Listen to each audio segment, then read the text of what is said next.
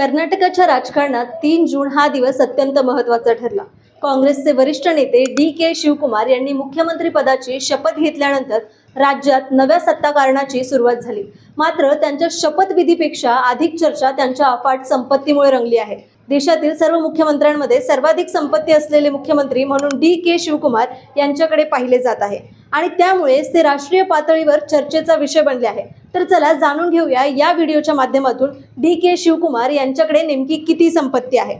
नमस्कार, मी पूजा पवार आणि तुम्ही पाहत आहात राष्ट्रभूमी। निवडणूक आयोगाला सादर केलेल्या प्रतिज्ञापत्रानुसार डी.के. शिवकुमार यांची एकूण घोषित संपत्ती सुमारे 1413 कोटी रुपये इतकी आहे। यामध्ये जवळपास 1140 कोटी रुपयांची जंगम मालमत्ता असून 273 कोटी रुपयांची स्तरावत मालमत्ता असल्याचे नमूद करण्यात आले आहे। याशिवाय त्यांच्याकडे सुमारे 265 कोटी रुपयांचे कर्ज आणि इतर आर्थिक दायित्व देखील आहे। 2013च्या विधानसभा निवडणुकीदरम्यान त्यांनी ही सर्व माहिती अधिकृतपणे जाहीर केली होती। विशेष बाब म्हणजे डी.के. शिवकुमार यांच्या संपत्तीत मागील काही वर्षात लक्षणीय वाढ झाली आहे। 2018 मध्ये त्यांनी निवडणूक आयोगाकडे सादर केलेल्या माहितीनुसार त्यांची संपत्ती सुमारे 840 कोटी रुपये होती। त्यानंतर अवघ्या 5 वर्षात त्यांच्या संपत्तीत मोठी भर पडल्याचे दिसून आले। ही वाढ कशामुळे झाली याबाबत अनेक चर्चा, तर्कवितर्क राजकीय वर्तुळात सुरू झाले आहे।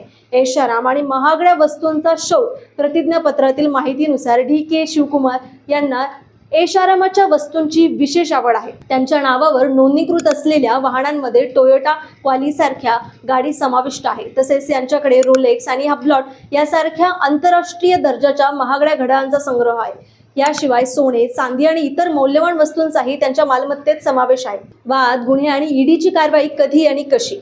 डी.के. शिवकुमार यांचे नाव केवळ संपत्तीमुळेच नव्हे तर विविध वादांमुळेही चर्चेत राहिले आहे। 2023 मध्ये उमेदवारी अर्ज दाखल करताना त्यांच्या विरोधात एकूण 19 गुन्हेगारी खटले प्रलंबित असल्याची नोंद होती। आयकर विभागाने त्यांच्यावरती दिल्ली आणि बंगळूर दरम्यान रोख रक्कम वाहतुकीसाठी साखळी तयार केल्याचा आरोप दाखल केला आहे।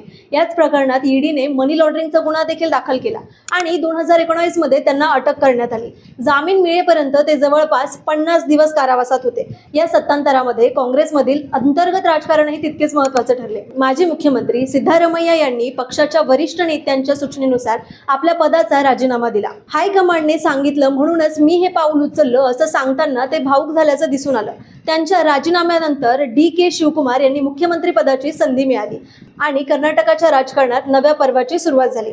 या व्हिडिओबद्दल तुम्हाला काय वाटतं कमेंट करून नक्की सांगा। व्हिडिओ आवडला असेल तर लाईक करा, शेअर करा आणि चॅनलला सबस्क्राईब करायला विसरू नका। अशाच नवनवीन माहितीसाठी पाहत रहा राष्ट्रभूमी।